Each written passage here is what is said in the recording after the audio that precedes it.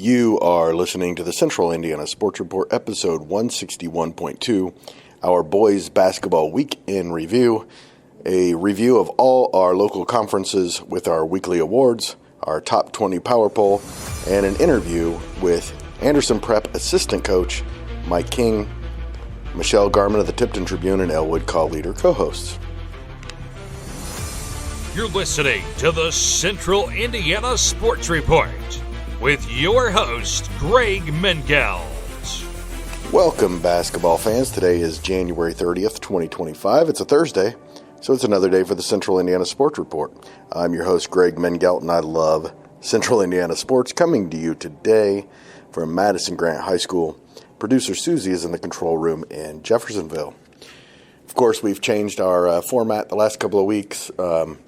We now have a daily report called the Central Indiana Sports Daily Report, where we talk about all things Central Indiana sports, high school, college, and pro. But, of course, as always, our emphasis is on local high schools. And then when we can, we will have reports on every different sport: boys basketball, girls basketball, wrestling, swimming. We also released a girls basketball sectional draw reaction with Michelle Garmon as well. That was released on Thursday morning. And we will have our boys wrestling sectional preview coming up on Friday. Welcome, Michelle. Of course, the CIC is now a two-team race. Only every team in the conference has two losses except for 5-0 Blackford and 4-0 Oak Hill. So we know that's going to be a big one when it comes up on February 14th. Big win for Blackford over Frankton at Frankton. Yes, that was it. And especially because, Frankton started strong. Actually, that game was pretty much a tale of two halves.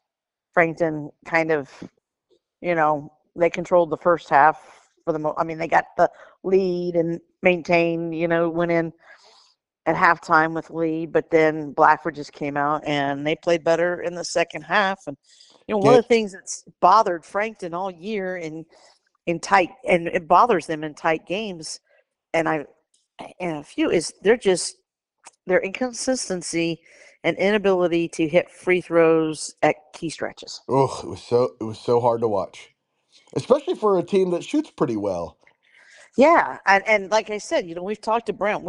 I know they practice free throws. They shoot them. They practice them on tired legs, and I don't know exactly what it is. I don't know. Maybe we ought to bring those Elks hoop shoot free throw contests used to be a big deal and seem to have kind of gone by the wayside because of.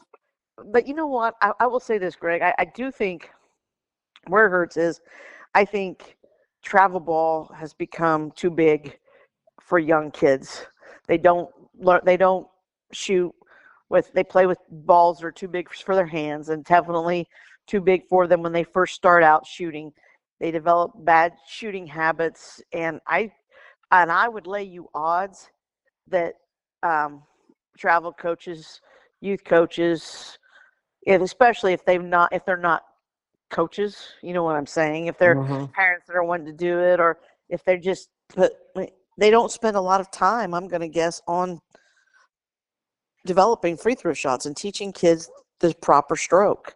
When I coached sixth grade, I told my kids they weren't allowed to take a 3-point shot until I told them they could prove to me that it was a natural shot form for out there. I said, Absolutely.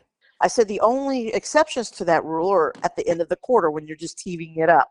I said, but that's the problem. And I've said they should not have the 3-point line. They shouldn't have a 3-point line till they get to high school. Don't need one till they get to high school.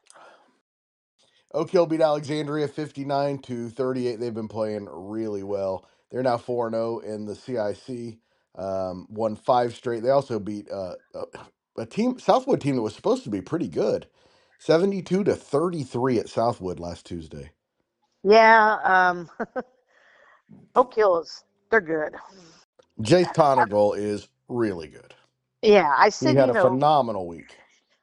Good teams if you're really pretty good and your records are pretty good, it usually means you can go and you can find yourself a good guard or multiple guards. And Yeah. I got to see a great display of some good guards, shooting wise, driving wise, Yes, you everything did. with that Tipton Kokomo game. It Yes, you was did. Those are some good players there. And, we thought about making our performance of the week Grady Carpenter. We just have a rule that you don't do it in a loss. But, man, every game now seems to be putting up unreal I would numbers. yeah, I would say perhaps the one thing is, and he had 8 turnovers in that game, and that is Yeah. probably the most turnovers I've ever seen the kid have. Yeah, and he's done And that a couple times this year where he's had high turnover numbers. But I think part of that's learning a new team, and that'll get better. that part of that is, and then, but I'll give Kokomo credit. Oh, that's another. Their guards are quick and sleight of Right. hand, and they're not super tall. And Grady has a tendency to dribble high, and he did that a couple times. Probably had it was not low and tight to his body. It was a little loose and high. And Kokomo kids, those long arms, they caught him and reached and poked it out from behind. You know what I mean? As they're guarding somebody else, and as Grady goes by, they just kind of timed it. And if his dribble watching, and if the dribble was high, they just poked it free. And Got to keep that uh, dribble low. pardon? Said got to keep that dribble low. You do. Yes, you do, especially against guards that have good, quick hands. Mississinawa, Frankton, and Alexandria are all now 2-2 in the CIC. Mississinawa 7-7 overall after beating Elwood 55-39 on Friday. And then they had a 49-44 home loss to Western on Saturday. Frankton and Alexandria both fell out of the CIC race with the losses. Frankton did bounce back after the loss to Blackford. Frankton did bounce back from the loss to Blackford on Friday to improve to 5-8. And Michelle, that's a really good 5-8 team. It is. It is a good 5-8 team. It's a well coached team. It's probably, I'm going to guess, it's maybe a team that's befuddled Coach Yes. Bropson a little bit. Yes. It's they can play really, really well, and then they just have some stretches where they don't, or they aren't maybe quite together. And it's and there's a team that's got a good guard, an experienced guard in Joey Wright, and then what I call just a great athlete and a scrapper competitor, and Brady Carmack.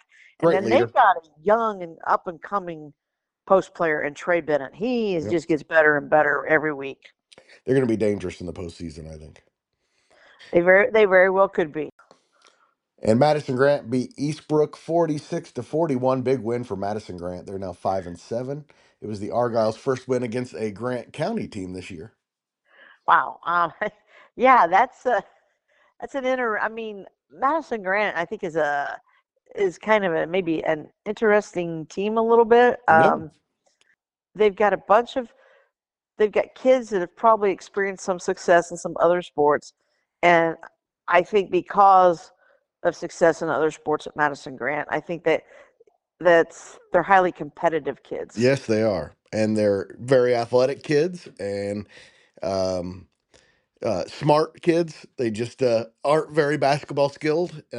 Very similar to Elwood, who we're going to talk about here in a minute. Yeah, it's a dangerous team, especially if they're making shots. Yes. All right, and on Friday, Blackford goes to Eastbrook. They'll try to improve to 6-0 in the CIC. Didn't see that one coming. And Oak Hill will look to go to 5-7 when they go to 5-7. Oh, to 5-0 when they go to 5-7 Madison Grant. Also, Frankton is at 2-11 Elwood, and Alexandria visits Mississinawa. Interesting week for Alexandria. Played pretty well. Everybody who was there reported against Oak Hill. Seems like that team may be turning a corner. And then some bad news for Elwood, right? Oh, yeah. Elwood got, late in that game, in the fourth quarter of that game against Mississinawa, senior Jaden Mullins went down, and he had to be helped off the court and in quite a bit of pain. He suffered an injury to his knee. He was still on crutches as of Tuesday morning, and We have a guest on the podcast. pardon? We have a guest on the podcast. Yes, we do. I think Charlie's telling me he wants to go back outside. Okay. Well, we So, will. but so and it's day to day. His knee, he was on crutches, still on crutches, and his knee was still swollen Tuesday. Don't expect him to play at all this weekend, and so Elwood's just now kind of keeping their fingers crossed. And he's kind of their guy who does all the dirty work. Not particularly a skilled basketball player like we were talking about with Madison Grant, but great rebounder, works hard, plays hard, good defender. Well, They need him. he's a good athlete. Right. I don't think people realize that Jaden, while at Elwood, has played football, basketball, baseball, and run track. And I'm going to tell you, if it was available and the cross country team had needed him and he had been able to do it with football, he probably would have run cross country. Yeah. I mean, because that's the kid. He is a great young man who is getting the most out of his high school days. He's getting, he's happy for him that he's going to get to continue to play college OB football at Anderson University with his buddies, and I just hope that this injury doesn't set him back too much. Western has already clinched the Hoosier Conference North Division and will face either West Lafayette or Twin Lakes in the conference championship. That's not till February 21st. So let's talk about last week. Crazy game between Western and Mechanical. Michelle, I'm sure you heard about it. Mechanical hit a last-second shot at the end of regulation to send the game into overtime, then hit a last-second shot at the first overtime buzzer, and then beat Western 70-68 in double overtime. Yeah, that's a tough. It's a tough loss for Western. It's a team they could very well turn around and see in the sectional next month, or a little over a month. And so I would expect another close game. It's probably maybe a game where I don't know that Western probably executed as well down the stretch as perhaps they have in the past, or as well as what Coach Bennington wanted them to. But exciting game. But Mechanical is a very good team. So they are. And then impressive to come back the next afternoon at 1:30 and win 49-44 at Mississinawa. That's a nice team toughness check. That was a big win for them, because if you lose that emotional tough loss to Mechanical, who used to be in the MIC with Western, was a rival a long time ago, but and then you come back for a Saturday afternoon game, and not only that, you come back and you go on the road right over to Gas City, and that's just that's not a quick trip, or no, it's not necessarily a pleasant trip. So I think they had to sleep on the bus, Michelle. I think they had to sleep on the bus just to get enough sleep in. They probably did. And so to come back and get that win against a Mississinawa team that is not a bad team. No, pretty good not team. A bad team. Pretty good team. Yes. All right. Tipton saw its 8-game winning streak come to an end, but in a good performance. 63-59 loss to Kokomo. The 2A number 10, I think they're number 10. I think they might be number 11 now. 10-3 on the year. Michelle, you watched that one. Yeah, I did. Tipton scored the first 5 points of the game. Carpenter came out and hit a 3. But then Zion Bellamy went to work. He did not miss a shot in the first quarter. It was 4 for 4 from 3-point range. And Tipton went from a 5-0 lead to a 19-10 deficit at the end of the first quarter. Now they came back, to their credit. They did come back, and Bellamy did not score again. He didn't score in the second quarter. In fact, I think he may have only taken one shot and missed it in the second quarter. Tipton were led by their senior trio. I mean, Grady Carpenter, Sam Quigley, and Landon Spidell, I believe, scored 50. What Tipton had 59, right? I think those three combined to score like 54, 55.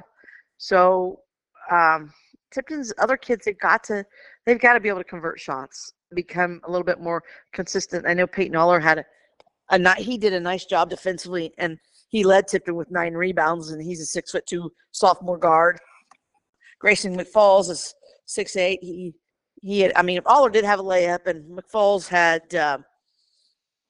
hit 2 free throws, and those were the only 4 points scored by a non-senior. Right. Oh, wow. And yeah, so Grayson is still a sophomore. He's going to get stronger. He's still got some work to do on his footwork and to really learn how to post up, against bigger kids. Because for him, he's been tall. I mean, the kid is 6'8", okay? He's been tall for a long time. And as growing up, when you play your age group kids, it's easy to kind of dominate inside, especially if they're smaller and different things. So now he's having to go against kids that are just as physically, maybe not be as tall as he is, but they're as physically stronger than what he is, and maybe a little quicker. So, as he gains varsity experience, he should get better and better. But Tipton, I think that sectional is going to be very tough. Tipton is one of the teams. Yeah. I think, to be honest, I think you probably have Taylor, Tipton, and Lapel, and that Lapel is looking really good. Yes, and that I would say are probably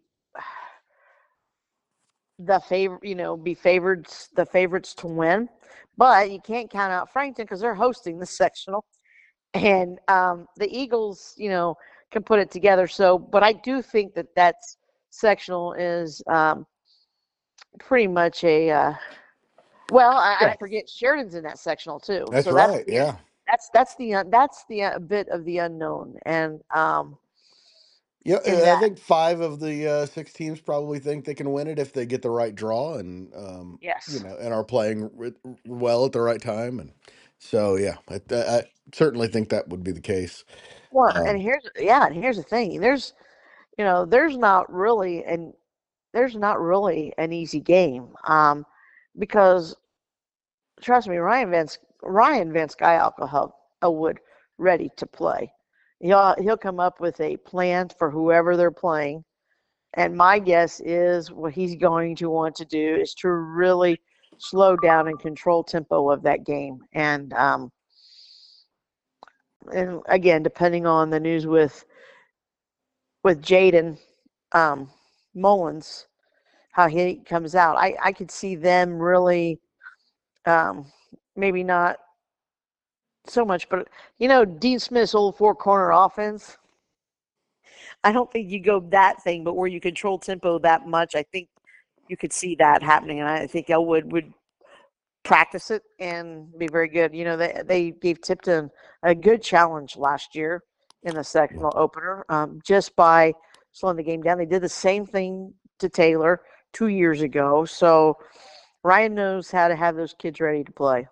And Gallegos has been a nice addition to the team, somebody who can handle the ball and score a little. So if they could get Jaden back, they might be a little dangerous as well. Yeah, and and I think a key player for them is maybe Jackson Gordon. He's tended to hit some threes, and I think my guess is he just needs to be ready to catch and shoot more often when he's open. I mean, the shot, as long as it's in the flow of the offense, but be ready when it, in that. And sometimes a sophomore, first time playing varsity, that's a big adjustment. And that's what I think with the, with those Tipton kids, those sophomores, that's a big adjustment sometimes to go from JV to varsity. Every level you go up the game, the speed and is faster. Not maybe, as what I'm talking about, high scoring game, but the speed, it becomes faster just processing and Right. reacting. You have to be quicker with processing and reacting. And physicality, it becomes more physical. Hamilton Heights has quietly had a really good season, Michelle. They are 8-6. They had a 4-game winning streak come to an end at Mechaniqua on Saturday. So nice job by Mechaniqua and Western both to come back from a double overtime emotional game. And of course, Hamilton Heights goes to Tipton on Friday. Big rivalry game. It'll be the 7th straight game away from home for Hamilton Heights, Michelle. Well, Tipton's going to say, well, sorry about your luck, but we just came off a stretch like that. So, I mean, Tipton went from December 17th all the way to January like 15th or something like that between home games. So they understand it. This is a big stretch for Tipton. I mean, it'll be interesting to see how Tipton bounces back because they competed very well and were toe-to-toe and had opportunities to win, tie, or win that game late against a very good Kokomo team. The thing that amazes me about Hamilton Heights, Michelle, is I think they've had 7 different players lead them in scoring this year. Yeah, I mean, you just, that can happen. They've got a Friday lot night of should be balance and depth. Yeah, it should be a good game. It usually normally is. It is a big rivalry game, but as I said, for a big stretch for Tipton because they host Hamilton Heights on Friday, they turn around and host Adams Central on Saturday, and then they're making up their game with Mechaniqua on Monday. Oh, wow. And it's got to be Monday because the following that week is girls basketball sectional week. Right. So you defined an open date. Tipton already has a game on Saturday afternoon of the 8th. You're not going to play on right on Friday, so it defined that date. So that's why it's a Monday night. So they're going to play it's the Friday, right time to Saturday, do Monday. it. Looking at their schedule, it's the right time to do it. Yes. Any other time you're talking about 5 games and 11 days to end your regular season, and you definitely don't want to do that. No, and it will be a big test for Tipton on their legs, but it's just going to be a big test to see how well the young kids respond because yes, they're going to have all week to prepare for Hamilton Heights, and that's the game they'll be focused on. Then they're going to have to come in Saturday morning to prepare and focus on Adams Central, and and Adams Central's not. I mean, they're solid, and then you have Monday after school walkthrough to go get ready to learn about Mechaniqua. That's right. And then, of course, just 2 days after that, you've got Lapel at home, and Lapel had a huge weekend. They beat Northeastern 66-58, Northeastern's first loss of the season. Then they won 79-52 at Daleville on Saturday, a Daleville team that almost beat Eastbrook on Tuesday. So they are at Lapel's at 7-5 Eastern Hancock on Friday, and then host Oak Hill in a big win on Saturday. Yeah. That's, big stretches coming up for some of these area teams. And they're looking at, I guess basically when Monday rolls around, their tournament, or next Tuesday rolls around, they'll be a month away from their tournament. That's right. Yep. That's pretty exciting. Lapel, but the thing about Lapel again is we know about Bodie and Brody Judge. Everybody knows how good they are, but they've been getting contributions from Devin Craig and Quinn Wilkins and their young kids. They have a freshman and sophomore. Really good performances. I think that team is probably, if you're Tipton, if you're Taylor, you're probably thinking that's the team that we're chasing. It's interesting because they moved that game. We talked about it too with Coach Cherry, and I've talked about it with Coach Hawkins. Lapel and Tipton used to play the final week of the season on Thursday night, not on Friday, but they always played Thursday, and then that way, if it was snow, they had Friday as a makeup day, or Saturday. But that's why they did. They kind of did on Thursday. They wanted to give themselves a couple days. Plus, it also gave them if the tournament they had to play on Tuesday, it gave them, 3 practice days before they would have to play a sectional game. Yeah. But they moved it up because the teams, when they got put in the same sectional this year, they didn't want to have to possibly play back to back. And I don't blame them. I mean, because here's the thing: if you're going to do that, you don't want to show. I mean, if you're working on some things for the sectional, you don't really want to necessarily show them against the opponent you're going to play against. Right. And and also whoever wins that, if they turn around and play again in the sectional, whoever wins that's going to kind of have the pressure on them because the other team's going to say, "Oh, you beat us. We want to avenge that loss and have a little bit more fire and maybe motivation." But no, Lapel's a dangerous team because Lapel is, if they hit threes, they can be really good. And they they're are capable. Yes, they are. All right, here's their stretch, Michelle. They're at Eastern Hancock on Friday, host Oak Hill on Saturday, then 4 straight on the road: Tipton, Alexandria, Taylor, Shenandoah. Yeah, I that will be a tough stretch for them. Road stretch because, of course, playing at Tipton, tough place to go in and play. You said Shenandoah, and who was the other? Oh, Taylor. And playing at Taylor in a possible sectional opponent. Right. And then Shenandoah. And Shenandoah is not an easy place to go play. No, it is not. No, it is not. It's a place with a lot of tradition and a pretty good team this year. Yeah. All right. By the way, Taylor is now the only unbeaten team in the Hoosier Heartland after Delphi. I think it's safe to say upset Sheridan. So Sheridan's now 11-3 after the loss. Taylor is 13-1.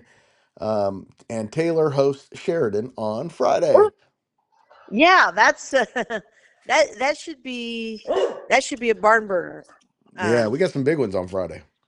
Yes, we do. Some really good conference matchups. Yes, we do. All right. Also, still in that conference race, number 9 Carroll and number 10 Clinton Prairie both have one conference loss. They're very much still in it. Eastern beat Southern Wells by 47 points on Saturday to improve to 5-7. And Tri-Central ended a 5-game skid with a nice 55-52 win over North Miami and is now 7-8. Of course, Tri-Central is also a member of the Hoosier Heartland Conference, and they're not in the chase, obviously, as Taylor's sew that up, and you have Taylor and Taylor and Sheridan had kind of separated themselves. But for Tri-Central trying to salvage their conference season, Friday night game with Delphi is it's big. They ended a losing streak by getting a big win over North Miami last Saturday night, and that followed a disappointing, heartbreaking 2-point loss to Carroll. Right. At Carroll the night before in the HHC. And I'll be honest. Nice weekend for the Trojans. Yeah, for Tri-Central to go and be within a bucket of beating Carroll at Carroll, I think is good because I would have said, going into that game, I would have favored Carroll by maybe 6 to 10 points. Yeah. Especially on their home court. But Tri-Central played well. Isaiah Fowler has really stepped up and has become consistent for Tri-Central. Jankowiak was good on the boards this weekend, double-figure board rebounder. So I think his ankle is feeling much better. Logan Yance missed time to start the season because of a concussion. And then his family took a vacation over the holidays. So he missed some time there, and I just think it kind of threw them maybe out of sync because I think Tri-Central had kind of found a good rhythm, going in. Mm-hmm. And then you don't have Jans for some of those games over Christmas break, kind of changes things up. But I think the one thing that helped, though, them was it got Cooper Leininger more playing time. Now, Cooper and Logan don't play the same position. But when you're kind of subbing and you do something, and you want to make sure you're 7 or 8 deep, and the freshman guard I think is really stepped up and is playing well for Tri-Central, which is good because it gives them, gives them more depth. So they're developing depth, and Tri-Central is capable of, they've been in most games they've played this year. They have been in a couple blowouts, but I think Cam and his staff are doing a nice job there. So big weekend. It is a big weekend for the Trojans, though. They ended that losing streak with that win against a physical North Miami team. They would love to get a conference win at home against Delphi, especially since Delphi upset Sheridan. And then, going on the road to Frankton. I will say this. Tri-Central, for whatever reason, Frankton seems to struggle when they play the Trojans. And the last few years. And Tri-Central, I would say, is maybe they haven't won all those, but there have been a couple, I think, that when they've won that probably were maybe mild upsets. And so it'll be interesting to see how Tri-Central goes over and fares at the Eagles' Nest on Saturday night. By the way, tonight, Wednesday night, Michelle, Carroll beat Delphi 61-44. Also, huge win for 3A number 6 New Pal, 63-56 over 4A number 5 Lawrence North, who started the season the number 2 team in the state. Huge win for New Pal in that conference, but it's still 4A number 3 Greenfield Central on top of the Hoosier Heritage as the only unbeaten team at 5-0. New Pal and Mount Vernon both have one conference loss. By the way, Braylon Mullins is good. Yeah, Braden Mullins is good. Oh, man. New Pal kid's not bad himself. Oh, no. Julius Jeezy is amazing. And here's the thing about this is, when you think about what New Pal's doing, because all you had to do is see what they did in basketball or in football. Mm-hmm. And so, and they've had success, and they beat Greenfield Central twice, I believe, last year. Right. In the regular season and in the tournament. So they have no fear. They don't fear anybody on their schedule. No, and that's a team that can win the 3A championship. Yes. Yeah. I don't know. And they're finally in basketball rhythm now, right? Right. Finally. So watch out. The Arabians, by the way, Pendleton Heights lost to Delta 44-40 on Friday. Delta is now 10-3, actually 11-3 after beating Blackford on Tuesday. Pendleton Heights has lost 4 in a row since the semifinals of the Madison County tournament, and they lost junior Cooper Sims for a couple of weeks, reportedly. So not a good time for the Pendleton Heights Arabians. Yorktown's now 5-10 and has lost 10 of its last 12 games, including Westfield and Newcastle last week. Yeah, I would imagine for Pendleton Heights, they would like to try to get healthy. Hopefully, they get Cooper Sims back, and get healthy and try to get back into some sort of groove and knock out 2 or couple 3 wins. And you want to win every game, of course. Right. But, we want to have a couple wins as you get nearer to the tournament to just kind of get build confidence and kind of get that groove going again. Well, the groove is not going to be easy to find this weekend for Pendleton Heights. They go to Greenfield Central on Friday and then host Hamilton Southeastern on Saturday. Yeah, that's not quite the enviable task. Although Hamilton Southeastern's boys are not quite, they're not quite as good as their girls. And no, that's true, but they're pretty good. They're pretty good. 8-9. Pardon? They are 8-9 in that county. That's pretty good.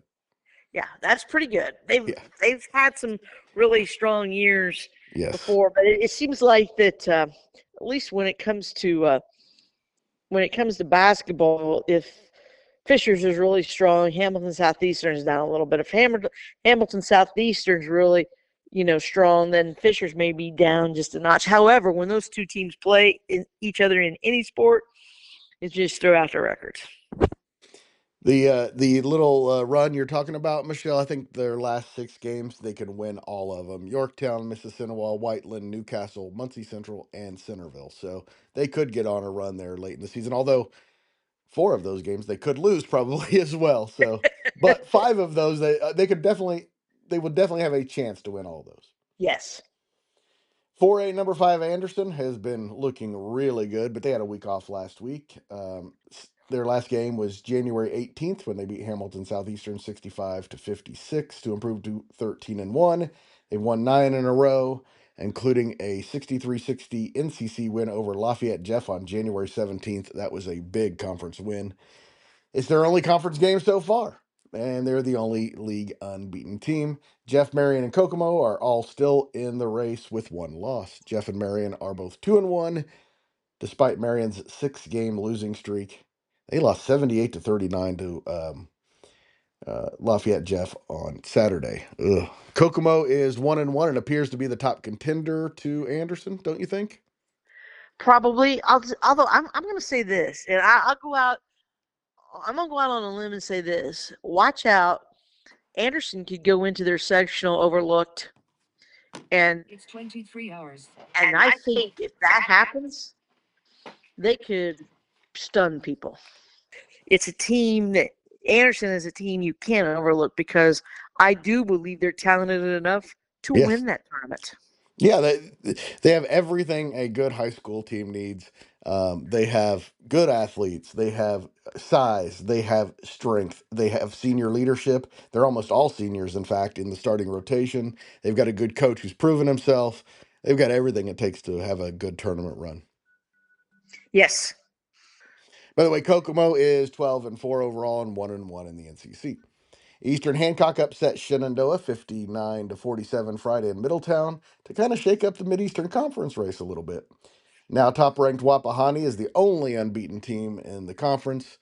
The Raiders are 14-1 and took their first loss of the season, 64-55 at Newcastle. Something's going on with Newcastle because all of a sudden their results look completely different than they did early in the season. They're playing with good teams, beating obviously a good team in Wapahani. With 1 loss each. It makes you wonder if they had an injury or an ineligible player or something early, and that now they're healthy and everybody's good to go. The results don't make sense otherwise, unless they're just one of those teams that took a while to get going. They've won 6 of their last 7 games. The only loss was to Greenfield Central, so they've been playing really well. So Newcastle's no longer one of those games that you go, oh, that's going to be a win. Right. Now that said, I know you don't ever like to lose, but that's not necessarily a bad loss for Wapahani. No, it's not. It makes those kids realize that, we're capable of having an off night, and have an off night, we can lose. And so they play Delta again on Friday. They beat Delta by 5 points in the Delaware County tournament. They actually host Eastern Hancock and Monroe Central. Their big conference game is going to be the final game of the regular season at Shenandoah. And if Shenandoah can go unbeaten too, that'll be for at least a share of the conference championship. And like I said, that's a good Shenandoah team. They are 10-4 and have looked really good this season. Yeah, and I believe that's who Tipton plays on Saturday afternoon, February 8th. So that is correct. So yeah, Tipton. How Tipton comes out of this stretch: home game Heights, home game Adams Central, away at Mechaniqua, home to Lapel on, I believe, that Thursday, and then Saturday afternoon. I can't remember. Is that game at Shenandoah this year? It's at Tipton. It's at Tipton. So at least they're playing these games at home. So yeah, but the Blue Devil, Cliff Hawkins is going to find out a lot about his team. Lapel, Kevin Cherry is going to find out a lot about the Bulldogs with the stretch they have coming up. And really a lot of our area coaches are going to find out a lot about their teams with some of these stretches they have coming up. Michelle, here's the one that kind of snuck up on me this week is Northwestern's right in the middle of the Three Rivers Conference race. They are 8-5 overall, but they're 5-1 in the Three Rivers after beating Wabash 51-49 in overtime. Uh, that's wasn't a very good performance, I would say. Wabash hasn't won a game. Of course, Manchester is the huge favorite. Maconaquah is also unbeaten in the conference, and then Northwestern is the only team with one loss. So nice season for Northwestern. Yeah, Jim Gish teams are always going to be competitive. They're always going to play you hard. They're going to get after you on the defensive end of the floor because that is Coach Gish. It has been what he's brought to Northwestern, and the way they've been through all the way through. So he's done a really fine job there. Their next four games are all on the road, Michelle. Listen to this stretch coming up. Southwood, at Carroll, at Maconaquah. Yeah, that's It's Coach not going Gish to is be going easy. to find out a lot about his team too. Yes, he is. All right. There were no games in the Pioneer Conference this week. It's conference games. Liberty Christian has already won the North and will play either Bethesda Christian, Park Tudor, or Shortridge, which beat them earlier this season in the conference championship on February 14th. The Lions have won 4 in a row, including wins over Winchester and Bowman Academy over the weekend. That team is a lot of sophomores, a lot of young kids, and they're just getting better and better. Yeah, they are getting better and better, and they're a legitimate threat to find themselves playing at Gamebridge Fieldhouse in the Class A state championship. Um, you know, and they have that much talent. If they To do just this year, watch out for the next exactly couple. this year, watch out because they have the capabilities of being down there for 3 years. That's For right. the next 3 years. That is correct. By the way, maybe the story of the year so far, Michelle, in local high school basketball is Anderson Prep. They just continue to make history. They tied their all-time program record with 4 wins in a row last week. Of course, that tied an earlier 4-game winning streak this year. Now they're 10-4. Their record for wins in a season coming into this year was 6, and that was in 2015. They beat Morristown on Saturday. That's a nice program that's usually pretty good. And then they are at 8-6 University this Friday. And Lincoln Fathauer needs just a few points to go over 1,000 for his career. Yeah. Congratulations to APA. That's what a job coach has done. It's nice to see them have success because they didn't for years. You know, Yeah. you just With everyone else in if the you county winning.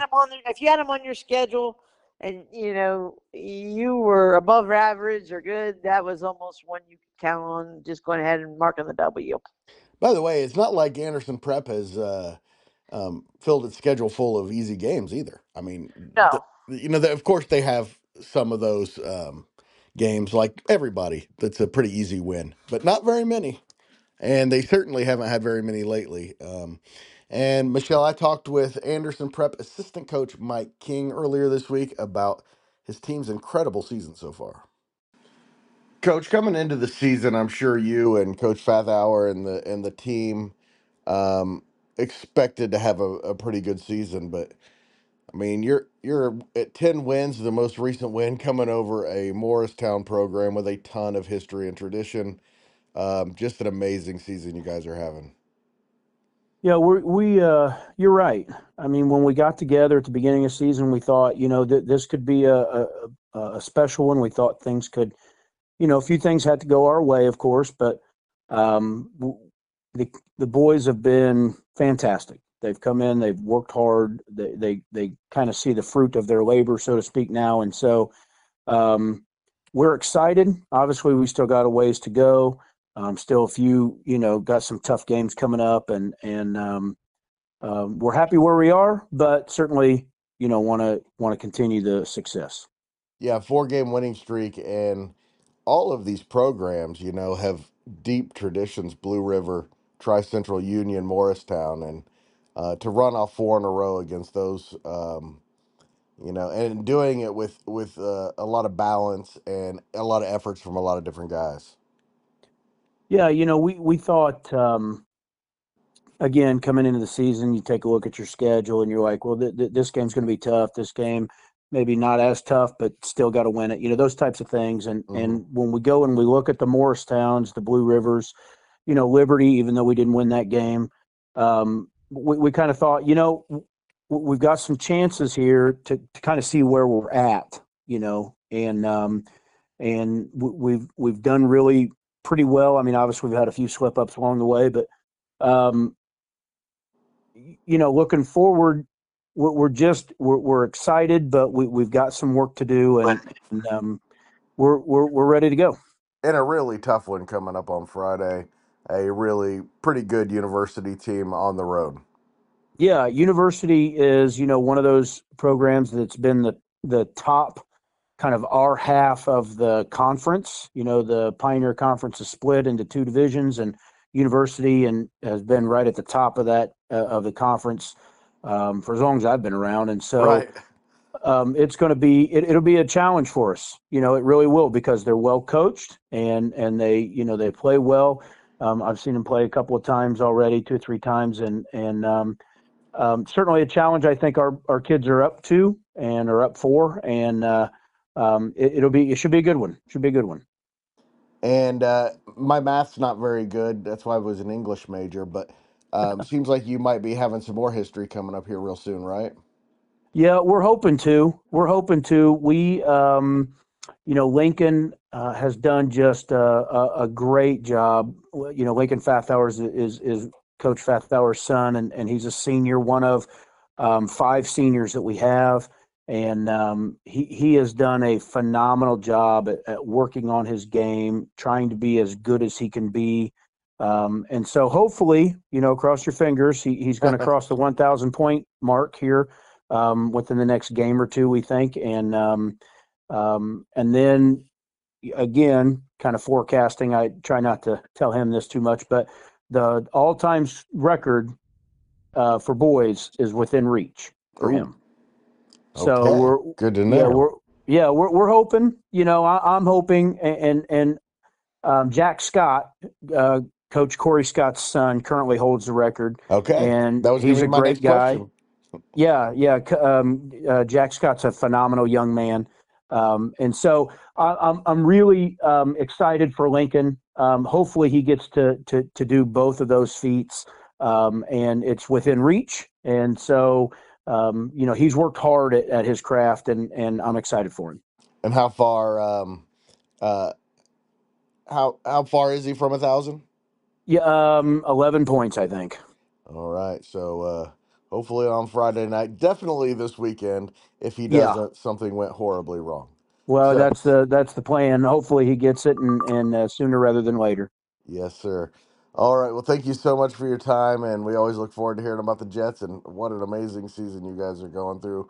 I hope you're enjoying every minute of it. We sure are, and thank you for having us.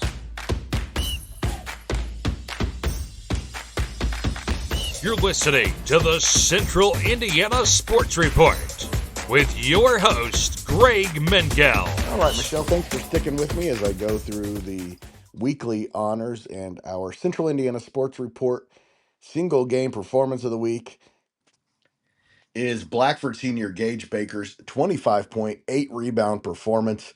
He just took over in the fourth quarter in a 61-56 road win at Frankton. He's now averaging 17.3 points per game this season. It's a good thing, for them. It'll be interesting because how they fare against Oak Hill, and then to kind of see how their tournament draw goes. Yeah. And the Central Indiana Sports Report win of the week goes to the Blackford Bruins. They improved to 5-0 in the CIC in Aaron Daniels' first season as head coach with the win over Frankton. It was the Bruins just their third win over Frankton in the last 14 years. Yeah, big win for Blackford, because you're going into Frankton, a tough place to play. Conference, driver's seat of the conference race is on the line, and first-year coach, and he's got nice blend though. It's always nice. I mean, I know he's got good freshmen, some younger kids, but it's always nice to have a senior like Baker. Yes, it is. The Central Indiana Sports Report Coach of the Week is Anderson Prep head coach Ryan Fathauer. Anderson Prep's at 10 wins after beating Union 81-52 and Morristown 55-47 last week. The Jets are on their second 4-game winning streak, and Fathauer is our boys basketball coach of the week for the second time. Congratulations to him, doing a really nice job with APA. Yeah, just his second season as head coach there. The Central Indiana Sports Report Player of the Week is Oak Hill sophomore Jace Tonigal.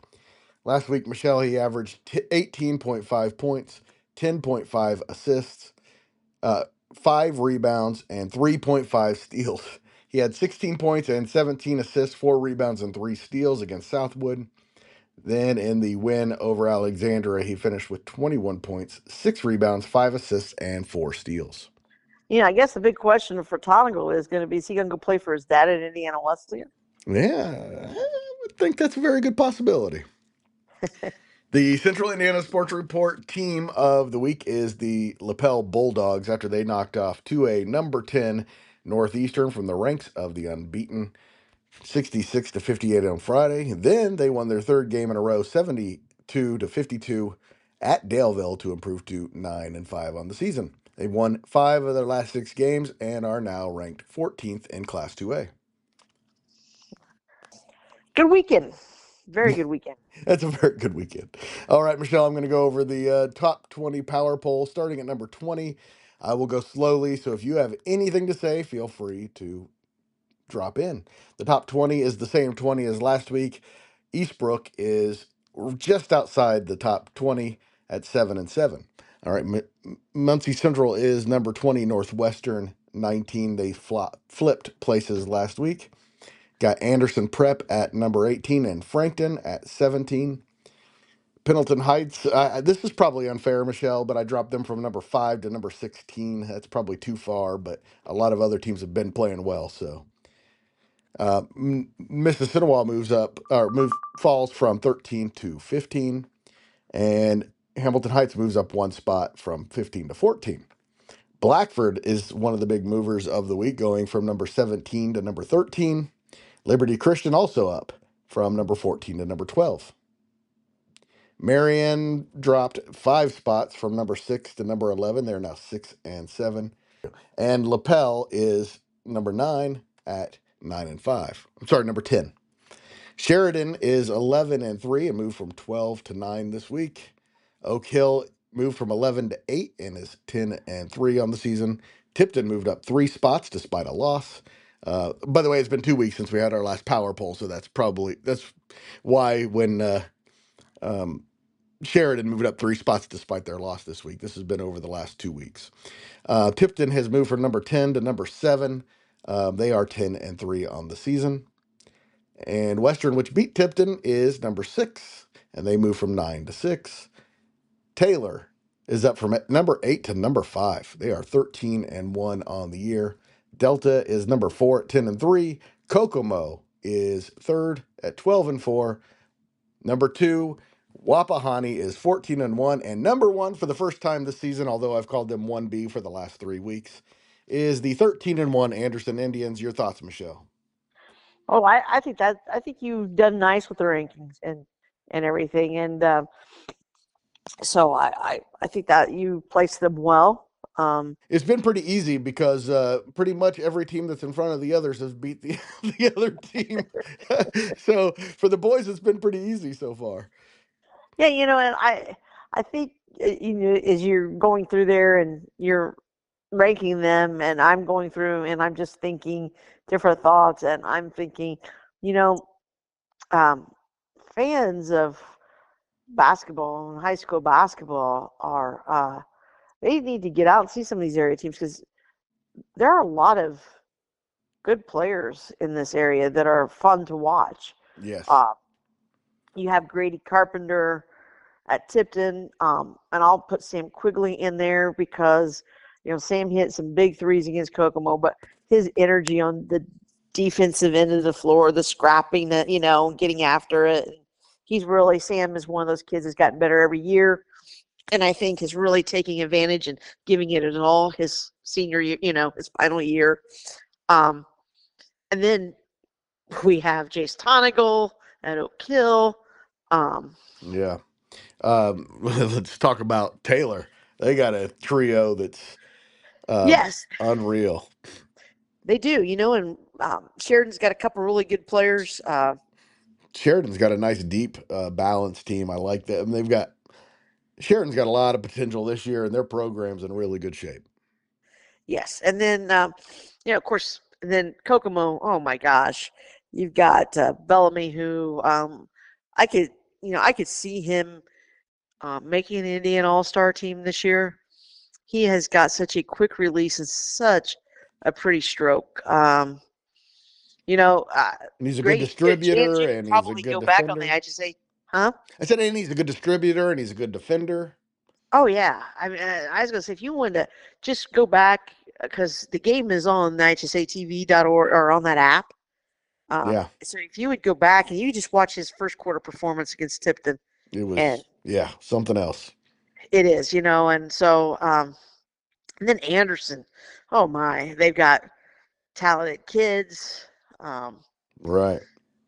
So does Wapahani. I mean, go watch. You can go watch some really good players. And hey, if you really want to go watch some good 4A players, of course you've got Anderson and there's Kokomo. But hey, go down the road, go down to Fishers, Indiana, and go catch the Fishers boys. They are something else, and yes, they are. One of about 5 teams that could probably win a state championship this year. Yes.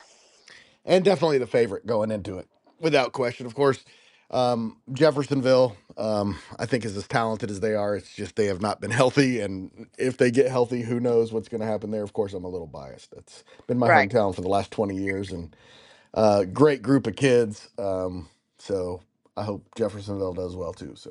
And Anderson, you're right. They've got the perfect formula for making a long run, and I don't see any reason they can't beat Greenfield Central. Probably wouldn't predict it, but I could see them doing it. Yeah, and I think if you want to catch Braden Mullins, I don't know how. I don't know how easy it is to get a ticket to some of the places they play, but try to catch him on a live stream game or something because he's putting up 40s regularly. Putting up 40-point games regularly. Yeah. He's just and he's going to be playing for some big money one day in the NBA. So. Yeah. All right, Michelle, thank you so much, and we will hear from you tomorrow. We're going to talk some girls basketball and some wrestling, and have a boys basketball weekend preview. All right, sounds good. Thanks so much to Michelle Garmon for joining us again. I say it every time, but it's true. She is the absolute best. And thanks to Anderson Prep Assistant Coach Mike King for joining the Central Indiana Sports Report. Sorry we haven't had on quite as many coaches of late, trying to get all this figured out, how exactly we're going to execute this podcast to bring you the best coverage possible of local high school sports news. All right, and thank you for listening. Please like, subscribe, or follow so you don't miss a single segment, and tell a friend.